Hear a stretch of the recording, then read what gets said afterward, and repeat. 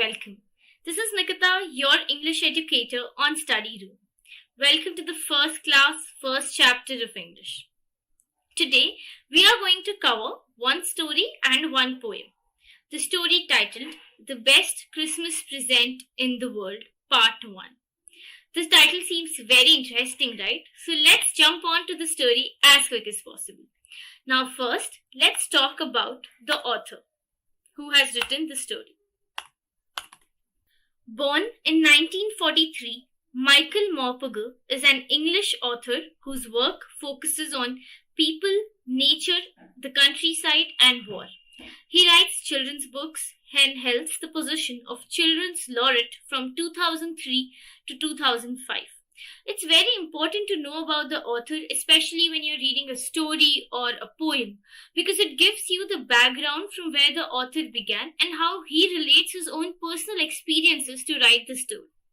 Moving forward, let's talk about what the story is all about in a crisp and summary way.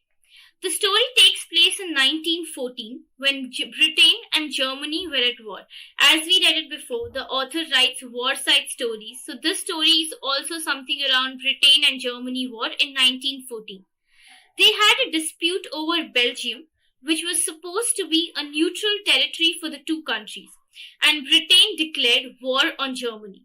In the story, Jim Macpherson, who's the protagonist is basically the main hero of the story, is one of the English soldiers stationed at a war territory. So, summing it up again, the story takes place in 1914. British and Germany at war. They had a dispute because it was neutral territory, and in this story, we will be focusing on the English soldier Jim Macpherson, who was stationed at war territory.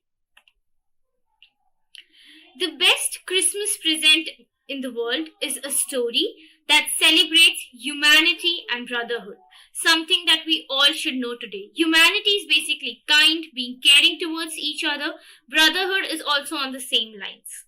The author uses the setting of Christmas. Christmas is the most joyous festival, right? So we can always use that theme to create humanity and brotherhood, and we will see how the author has created through the story. In the middle of the war, to show compassion between people, no matter what their differences are. So the best Christmas present in the world is compassion. It's not just the soldiers who show kindness on Christmas, but also the narrator of the story who goes to visit Mrs. Macpherson in the nursing home and return the letter. The narrator and Mrs. Macpherson are strangers, yet they both are happy to see each other because of the letter that connects them. You will understand this theme more when we start reading the story, but this will give you an overall gist, right? So we first discussed that the story lies in between 1914, and then when we talk about later, we got to know that's about compassion and humanity between the soldier Macpherson. And now it's not just the soldiers who show kindness, but also the narrator who visits Miss Macpherson in the nursing home and returns her the letter. We will know what is in the letter, who sends this letter, and everything. The part of the story is told through the letter. So every story has something symbolism. Okay, sometimes it's just the narrator, first-hand story, where the narrator is narrating the story. But in this one, it goes through a letter, which creates the effect of a story within a story. I don't know if you all have seen the movie Inception, but yeah, usually Christopher Nolan in movies, they try to create or maybe giving you a simpler example, we see a dream in a dream, right? So a story within a story. The author gives us two narratives through this technique, one from the past and one from the present, like how we see in movies. I'm giving you movies example because right now we are all glued to our screen, sitting at home and watching a lot of movies. So, one from the past and one from the present. However, the festival of Christmas is a central feature between both the narratives. So, what makes the similar in the narratives is the theme of Christmas.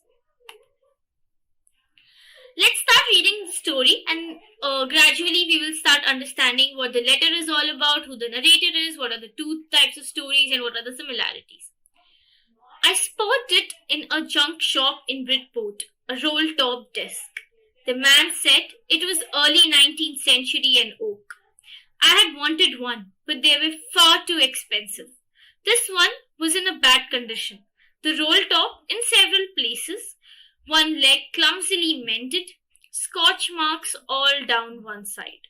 So here he's trying to describe. So you see how the story has begun, describing this one roll top desk so that we understand that this story belongs to the past in 1914, how the situations were, how the classes were made and everything.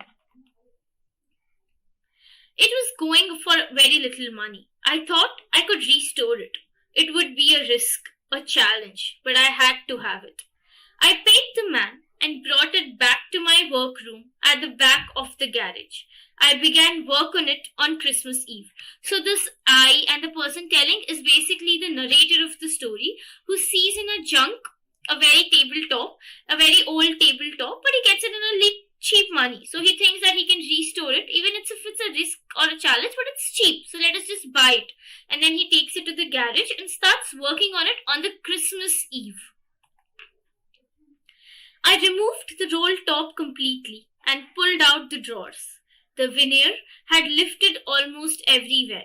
So veneer is basically the ply that we put on the tables and everything. Even in our house, when we see the decor, we have veneer and decor. It looked like water damage to me. Both fire and water had clearly taken their toll on the desk. The last drawer was stuck fast. I tried all. I could ease it out gently. So he says how the risk and challenge of cleaning this is becoming a little easy as he's trying to understand where the problem is. In the end, I used brute force. Brute force is basically using harsh power or, exertion. When you want to open a door which is super tight, you just pull it over, right? That's called brute force. I struck it sharply with the side of my fist and the drawer flew upon to reveal a shallow space underneath. A secret drawer. There was something in there. I reached in and took out a small black tin box. So you see how this old tabletop which he was just cleaning and suddenly he just finds a secret drawer. Just wonder if you find a table like this and there's a secret drawer and there's something inside. How excited would you be, right? Let's see what he did with that. Sellotaped to the top of it was a piece of lined note paper and written on it in shaky handwriting. Jim's last letter received January 25, 1915, to be buried with me when the time comes. I knew as I did it that it was wrong of me to open the box, but curiosity got the better of my scruples. It usually does. So when he opens the secret drawer, he finds this letter and he just reads this one line which says Jim's last letter, January 25th. He knows that it's wrong. We are all taught that, you shouldn't touch anybody's private things and everything. But the curiosity, the thing that what must be in there leads us all to open it, and the same happened with the narrator. Inside the box, there was an envelope. The address read, Mrs. Jim Macpherson, 12 Copper Beeches, Bridport, Dorset. I took out the letter and unfolded it. It was written in pencil and dated at the top, December 26, 1914. Now, in what we have read, the majorly key terms were veneer, which I already told you, a thin layer of plastic or decorative wood on furniture, okay, which we also have in our homes. Scorch marks are basically burn marks. Scribbles, feelings that make you hesitate to do something wrong. When he was trying to open the box, he was crippled because he was thinking, whether should I open? Is this wrong? Is this right? What should I do? So let's discuss what we have read till now. What did the author find in a junk shop? So basically he found out, which we read in the first page of the chapter, he found an old tabletop, which is a little dirty, but he found it cheap. What did he find in a secret drawer? Who do you think had put it in there? Always understand, guys, that these let's discuss questions are for you to revise and remember the story. So right now I'm telling you, but then later you all also have to start, figuring out what the answer is and everything. So what did he find in a secret drawer? He found out a letter which had Mr. Macpherson and the date written. Now, continuing the story. Dearest Connie. So this is the letter that he found in the secret drawer, which was named to Mrs. Macpherson. I write to you in a much happier frame of mind because something wonderful has just happened that I must tell you about at once. We were all standing to in our trenches yesterday morning, Christmas morning. It was crisp and quiet all about, as beautiful a morning as I've ever seen. A cold and frosty as a Christmas morning should be. Guys, when I'm reading the story, try to imagine what a beautiful Christmas it must have been. Cold, frosty, it's like the beautiful, how he's describing each and every word in the letter. I should like to be able to tell you that we began it, but the truth, I'm ashamed to say, is that Fritz began it. But first somehow saw a white flag waving from the trenches opposite. So now comes the main twist in the story, which he's trying to tell because he's a soldier. Then they were calling out to us from across no man's land. Happy Christmas, Tommy, happy Christmas. When we had got over the surprise, some of us shouted back, same to you, Fritz, same to you. I thought that would be that. We all did. But then suddenly, one of them was up there in his grey great coat and waving a white flag. Don't shoot, lads, someone shouted, and no one did. Then there was another Fritz up on the parapet and another. Keep your heads down, I told the men. It's a trick, but it wasn't. So he's trying to tell his wife about how the whole scene happened, about what must have happened at the warfare and everything. One of the Germans was waving a bottle above his head. It is Christmas Day, Tommy. We have snaps, we have sausages, we meet you, yes. By this time, there were dozens of them walking towards us, across no man's land, and not a rifle between them. Little Private Morris was the first up. Come on, boys, what are we waiting for? And then there was no stopping them. I was the officer. I should have stopped from there, and then I suppose, but the truth is that it never even occurred to me I should. All along the line in ours, I could see men walking slowly towards one another. Grey coats, khaki coats meeting in the middle. And I was one of them. I was part of this. In the middle of the war, we were making peace. You cannot imagine, dearest Connie, my feelings as I looked into the eye of the Fritz officer who approached me hand outstretched. Hans Wolf, he said, gripping my hand firmly and holding it. I am from Dusseldorf. I play the cello in the orchestra. Happy Christmas. Sir Captain Jim Macpherson, I replied, and a happy Christmas to you too. I am a school teacher from Dorset in the west of England. Ah, Dorset, he smiled. I know this place. I know it very well. We shared my rum ration and his excellent sausage. And we talked. Connie, how we talked. He spoke almost perfect English, but it turned out he had never set foot in Dorset, never even been to England. He had learned all he knew of England from school and from reading books in English. His favorite writer was Thomas Hardy. His favorite book, Far from the Madding Crowd. So out there in no man's land, we talked of Bathsheba and Gabriel Oak and Sergeant Troy and Dorset. So all of these must be the soldiers or the authors and the books that they're reading. He had a wife and one son, born just 6 months ago. As I looked about me, there were hurdles of khaki and grey everywhere, all over no man's land. Smoking, laughing, talking, drinking, eating. Hans Wolf and I shared what was left of your wonderful Christmas cake, Connie. He thought the marzipan was the best he had ever tasted. I agreed. We agreed about everything, and he was my enemy. There never was a Christmas party like it, Connie.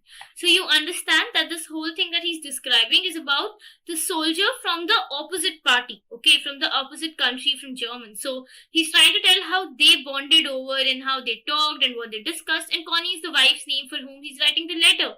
So he's trying to tell your Christmas cake was also shared and everything. Then someone I don't know who brought out a football. Great coats were dumped in piles to make goal posts. And the next thing we knew, it was Tommy against Fritz out in the middle of a no man's land. Hans Wolf and I looked and cheered, clapping our hands and stamping our feet to keep out the cold as much as anything.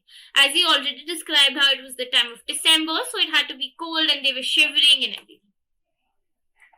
There was a moment when I noticed our breaths mingling in the air between us. He saw it too and smiled. Jim Macpherson, he said after his while. I think this is how we should resolve this war. A football match. No one dies in a football match. No children are orphaned. No wives become widows. This is a very simple line, guys, but we all need to understand that the soldiers who stand at the war, even if the person is standing on the opposite side of us, there's some loss to each one of us. It's the family loss, it's the loss of the country and everything. So, you know how the other party's trying to tell, okay, let's just have a football match because nobody will die. Because everybody, even at the end, will survive and live. I would prefer cricket, I told him. Then we Tommies could be sure of winning probably. We laughed at that and together we watched the game. Sad to say, Connie Fritz won, 2 goals to 1. But as Hans Wolf generously said, our goal was wider than theirs, so it wasn't quite fair. The time came, and all too soon, when the game was finished, the snaps and the rum and the sausage had long since run out, and we knew it all was over. I wished Hans well and told him I hoped we could see his family again soon, that the fighting would end and we could all go home. You know, there's always this urge that one day we will all go home back, stay happily, and everything, all the unpeace and all the violence will end. This is what he was hoping. I think that is what every soldier wants on both sides, Hans Wolf said. Take care, Jim Macpherson. I shall never thus forget this moment, nor you. He saluted and walked away from me slowly. Unwillingly, I felt. He turned to wave just once and then became one of the hundreds of grey-coated men drifting back towards their trenches. That night, back in our dugouts, we heard them singing a carol and singing it quite beautifully. It was still Nash, silent night. Our boys gave them a rousing chorus of while shepherds watched. We exchanged carols for a while, and then we all fell silent. We had a time of peace and goodwill, a time I will treasure as long as I live. Dearest Connie, by Christmas time next year, this war will be nothing but a distant and terrible memory. I know from all that happened today how much both armies long for peace. We shall be together again soon. I am sure of it. Your loving Jim. So you see how this letter beautifully portrayed what a soldier feels.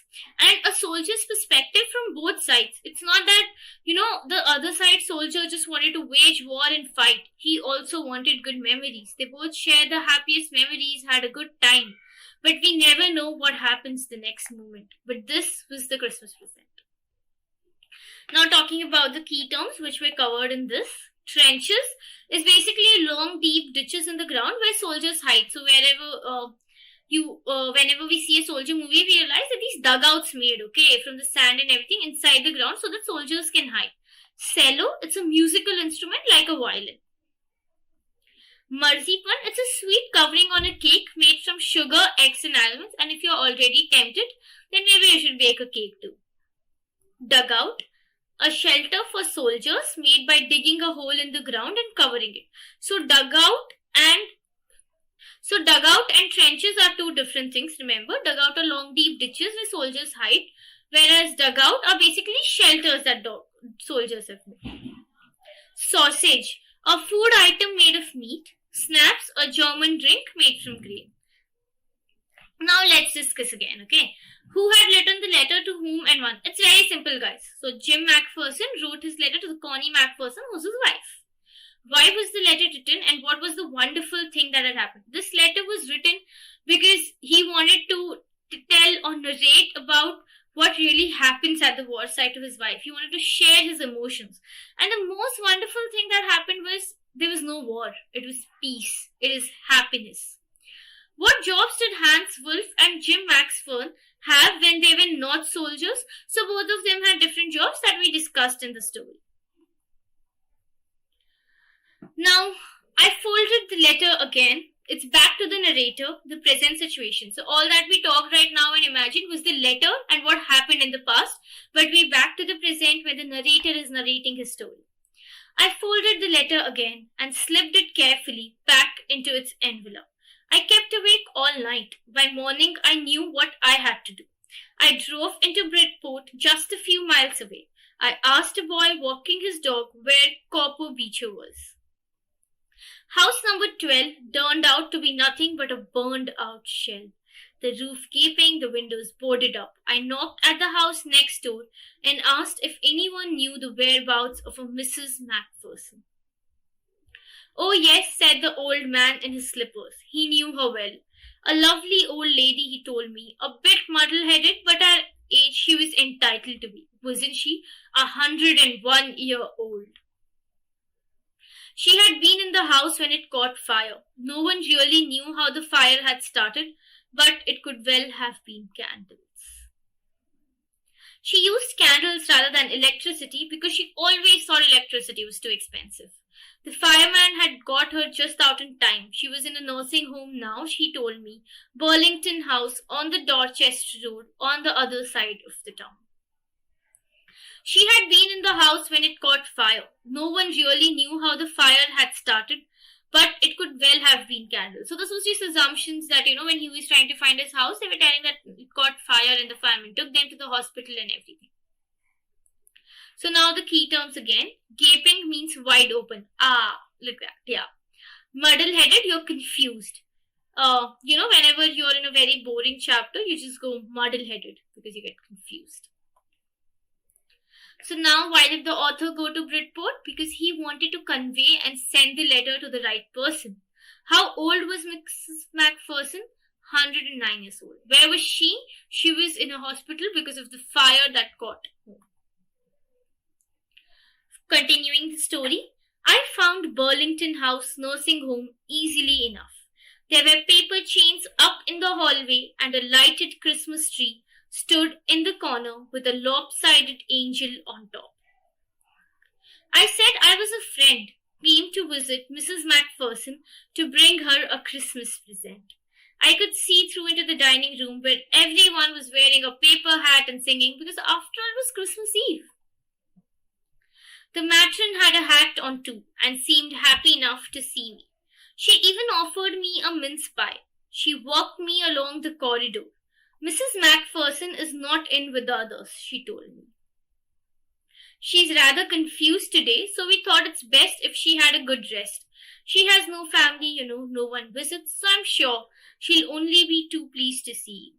She took me into conservatory with wicker chairs and potted plants all around and left me. The old lady was sitting in a wheelchair, her hands folded in her lap. She had silver white hair pinned into a wispy bun. She was gazing out at the garden. Hello, I said. She turned and looked up at me. Happy Christmas, Connie, I went on. I found this. I think it's yours. As I was speaking, her eyes never left my face. I opened the tin box and gave it to her. That was the moment her eyes lit up with recognition and her face becomes fused with a sudden glow of happiness. After all, the letter was from the soldier she was awaiting from a long time. I explained about the desk, about how I had found it, but I don't think she was listening. For a while she said nothing, but stroked the letter tenderly with her fingertips. She felt it. She tried to read all the emotions and control her happiness. Suddenly she reached out and took my hand. Her eyes were filled with tears. You told me you had come home by Christmas, dearest, she said. And here you are, the best Christmas present in the world. Come closer, Jim, dear. Sit down. I sat down beside her and she kissed my cheek. I read your letters so often, Jim, every day. I wanted to hear your voice in my head. It always made me feel you were with me. And now you are. Now you are back. You can read it to me yourself. Would you do that for me, Jim, dear? I just want to hear your voice again. I would love that so much. And then perhaps we will have some tea. I've made you a nice Christmas cake, marzipan all around. I know how much you love marzipan. So, he basically, she was so old and she couldn't understand, and she thought the letter, she understood that it was the best Christmas present that she could get, and she thought it was Jim, and she made him sit and holded her hands, started crying, felt emotional. The key terms that you may not have understood: lopsided, unbalanced, leaning to one side, suffused with, spread all over her face. Now let's discuss again. Who did Connie Macpherson think her visitor was? She thought it was her husband Jim. Which sentence in the text shows that the visitor did not try to hide his identity? So which sentence? I think we can go back and see which sentence exactly did it show. I just want to hear all again. And he didn't react, right? When he said that hold my hand, he holded her hand. So that's when we get to know that he did not try to hide the identity. Who do you think the desk has been sold and when? Why do you think the desk has been sold and when?